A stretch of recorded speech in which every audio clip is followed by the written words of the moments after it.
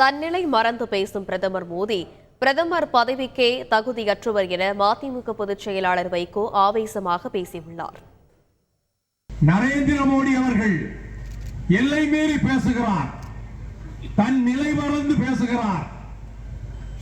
அவர் ஒவ்வொரு பேச்சையும் பார்க்கிற போது இது குழாயடி சண்டையிலே போய் சத்தம் போட்டுக் கொண்டிருப்பவர்களைப் போல இந்த 120 கோடி மக்களுக்கு தலைமையாகுகிற பொறுப்பிலே இருக்கிறவர் இப்படி பொறுப்பேற்று பேசுகிறாரே என்று நான் வருத்தப்படுகிறேன்.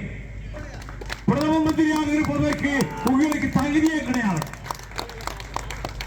ஒரு கூட்டத்திற்கு சென்றால் அதுக்கு ஒரு மாநிலத்துக்கு சென்று மற்ற கட்சிகளை பற்றி சொல்லுகிற பொழுது பண்போடு பேச வேண்டும்.